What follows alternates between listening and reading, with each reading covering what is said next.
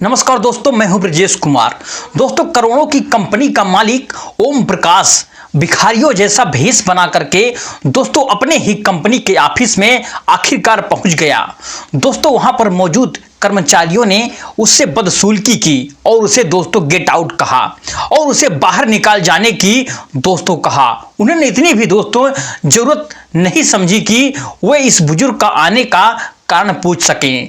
दोस्तों, कर्मचारी 3-4 कर्मचारी उसको गरीब समझ करके दोस्तों भिखारी समझ करके बाहर का रास्ता दिखा रहे थे। इतने में दोस्तों वह हाथ जोड़ करके कांपते हुए हाथों से कहने लगा कि मैं बहुत लाचार हूं और मैं गरीब हूं और मेरे बच्चों ने मेरे को निकाल दिया है और इस वक्त मेरे को बहुत ही भूख लगी हुई है। आप चाहे कुछ भी झाड़ू पोछा करवा लीजिए, काम मेरे से करवा लीजिए और मुझे 2 वक्त का खाना आप दे दीजिए। दोस्तों, ऐसी बात सुन करके ऑफिस में सभी कर्मचारी आपस में हंसने लगे और उस बुजुर्ग का दोस्तों मजाक उड़ाने लगे और वह बुजुर्ग दोस्तों बड़ी ही दया रहम की निगाहों से उनको देखता रहा और मन ही मन में दोस्तों अपनी बेइज्जती महसूस करता रहा।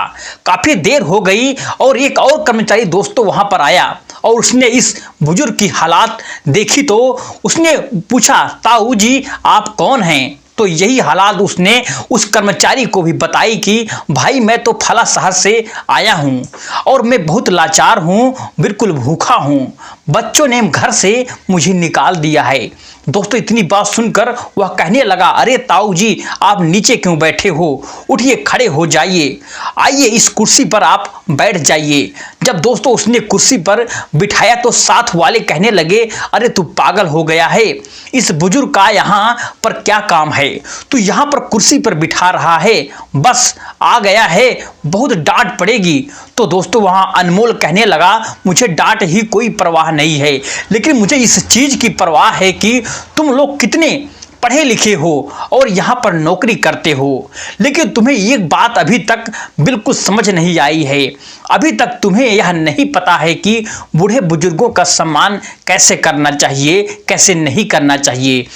तुम इसको कुछ भी दे नहीं सकते हो तो इसको बेइज्जती तो मत करो।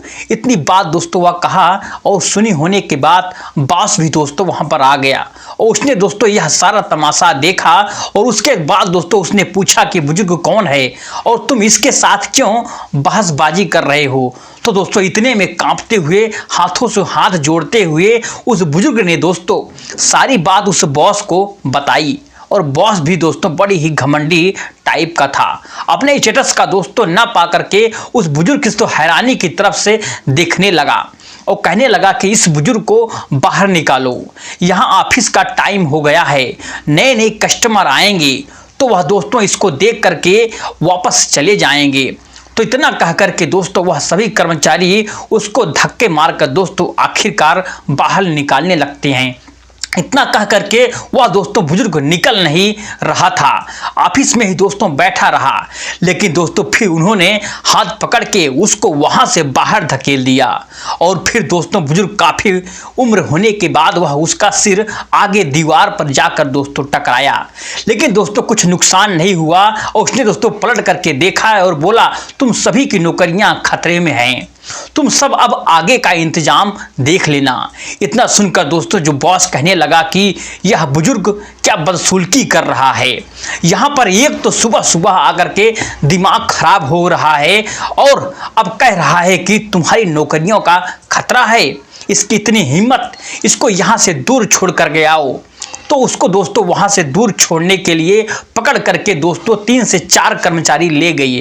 तो रास्ते में दोस्तों वह जेब से कुछ कागजात निकालने लगा और दूर जाकर के दोस्तों थोड़ी सी दूर जाकर के उसने अपने वह भेष को जो दोस्तों उसने भिखारी जैसा बुजुर्ग जैसा बना रखा था वह दोस्तों उसने उतार दिया और वह सभी दोस्तों अचंभे में पड़ गए कि यह तो वही मालिक है जिसकी कंपनी में यह लोग काम कर रहे हैं।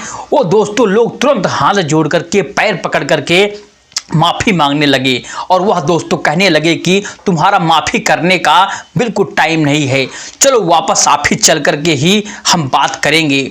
तो दोस्तों वहां पर गया तो बॉस भी दोस्तों चौकन्ना रह गया और दोस्तों उसको कहा कि तू गेट आउट हो जा, निकल जा, मुझे ऐसे लोगों की यहाँ पर बिल्कुल जरूरत नहीं है।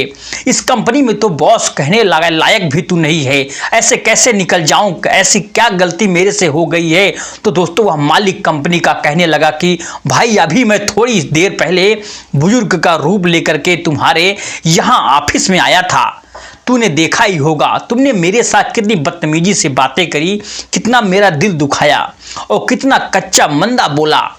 तुमने मेरे साथ धक्के मार करके आखिरकार मुझे बाहर निकाल दिया।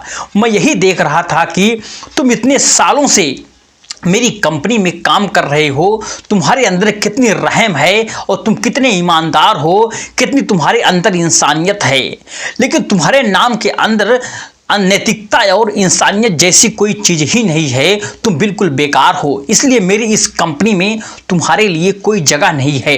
कंपनी का बस घुटनों पर आ गया है। कंपनी के मालिक से दोस्तों हाथ जोड़ करके माफ़ी की अर्ज करने लगा वह बॉस, लेकिन दोस्तों कंपनी के मालिक ओम प्रकाश ने उनको दोस्तों माफ़ी का कोई भी मौका आखिरकार नहीं दिया और तुरंत दोस्तों अनमोल को उस कंपनी का आखिरकार मालिक बना दिया और कंपनी का बॉस बना दिया। तो दोस्तों उसे सही तरीके से पेश आ रहा था, जो उसे दोस्तों आने का कारण पूछ रहा था, जो लड़का दोस्तों उसकी इज्जत कर रहा था, उसी लड़की को उसने दोस्तों उसका बॉस बना दिया। तो दोस्तों प्यारे दोस्तों, इस कंपनी के इस मालिक ओम प्रकाश यही देखने के लिए, परीक्षा लेने के लिए आखिरकार आए हुए थे कि कंपनी के जो कर्मचारी हैं वह किस तरीके से के साथ दोस्तों लोगों के साथ रवैया कर रहे हैं, किस तरीके से बड़े बुजुर्गों के साथ रवैया करते हैं। उनका रवैया कंपनी के मालिक दोस्तों ओम प्रकाश को पसंद नहीं आया और दोस्तों उन्होंने ओम प्रकाश ने उन सभी कर्मचारियों को आखिरकार हटा करके अनमोल जो दोस्तों की एक छोटे से कर्मचारी के तौर पर उस कंपनी में काम कर रहा था, उस कंपनी का दोस्तों बॉस बना दिया गया और दोस्तों उसको ही जिम्मेदारियां दे दी गई। तू ही अपने आसपास वाले तेरे संगी साथी जो हैं, क्योंकि दोस्तों बहुत ही हुआ होशियार था और फिर दोस्तों ओम प्रकाश उसको पता था कि इसकी बोलचाल भी इस जैसे ही आदमियों के साथ पाएगी, तो अपने साथ 3-4 और लोगों को दोस्तों कल शिफ्ट कर देना और यहाँ ऑफिस का काम शुरू कर देना। तो प्यारे दोस्तों इस कहानी से हमें यही सीखने को मिलता है कि चाहे हम कितना भी पैसा कमा लें, कितना भी रुपया कमा लें, अपने स्टेटस को चाहे कितना भी मर्जी ऊंचा कर लें, लेकिन हमें ज़मीन से जुड़े रहना चाहिए। हमें अहंकार में बिल्कुल नहीं रहना चाहिए। हमें दूसरों की इज्जत को कभी भूलना नहीं चाहिए। नैतिकता के जो भी दो मूल्य हैं हमारे जीवन में, हमें उसकी कदापि नहीं भूलना चाहिए। तो प्यारे दोस्तों आज की स्टोरी आपको कैसे लगी, आप कमेंट सेक्शन हमें ज़रूर बताइए। चलिए दोस्तों मिलते हैं नेक्स्ट कहानी में एक नई कहानी के साथ, तब तक के लिए जय हिंद जय भारत।